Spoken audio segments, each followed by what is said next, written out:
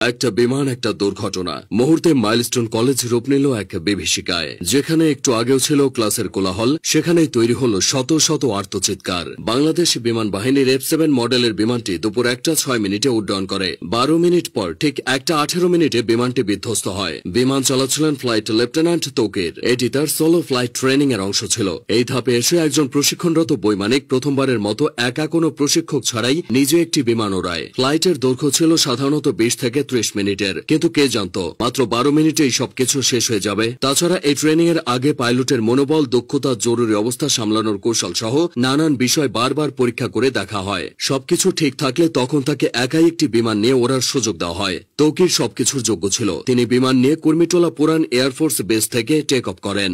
এরপর উত্তরা, দিয়াবাড়ি, বাড্ডা, হাতিরঝিল ও রামপুরার ওপর উঠতে থাকেন। তবে কয়েক মিনিটের মধ্যে কিছু সমস্যা দেখা যায়। সঙ্গে সঙ্গে তৌকির কন্ট্রোল রুমে রিপোর্ট করে জানায় যে তার বিমান আকাশে ভাসছে না, মনে হচ্ছে বিমান নিচের দিকে পড়ে যাচ্ছে। কন্ট্রোল রুম থেকে তাকে জানানো হয় তিনি যেন ইজেক্ট করেন তথা বের হয়ে আসেন। বিমান যখন নিয়ন্ত্রণের বাইরে চলে যায় তখন পাইলট নিজেকে বিমানের বাইরে বের করে আনেন প্যারাশুট সহ।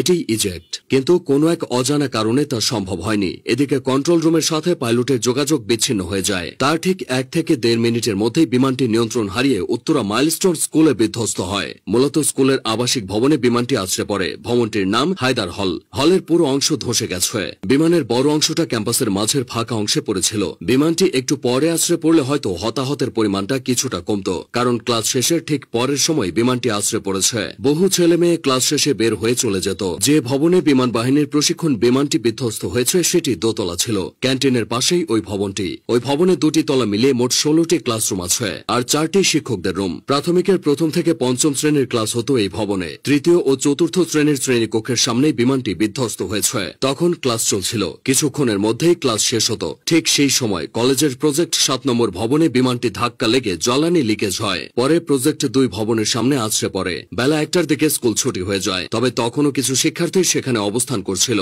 তারাই সবচেয়ে ক্ষতিগ্রস্ত হয়েছে। অনেক অভিভাবক বাইরে থেকে দাঁড়িয়ে শুধু দুর্দশা দেখেছে, কিছুই করার ছিল না।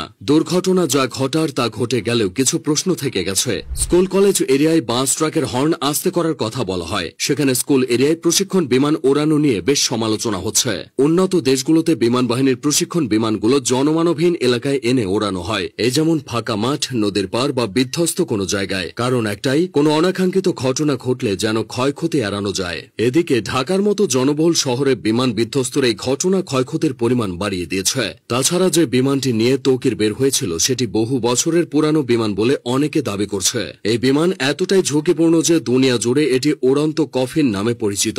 এই ধরনের দুর্ঘটনায় রেস্কিউ অপারেশন চালানো কঠিন। মাইলস্টোনের এই ঘটনায় ক্রিকেটার, আলেম ওলামা থেকে শুরু করে রাজনৈতিক অঙ্গন পর্যন্ত সবখানেই শোকের ছায়া নেমেছে। হতাহতের ঘটনায় মঙ্গলবার একদিনের রাষ্ট্রীয় শোক ঘোষণা করা হয়েছে। মাইলস্টোন স্কুল অ্যান্ড কলেজের ইতিহাসে এই ঘটনা দগদগে ক্ষত হয়ে থাকবে।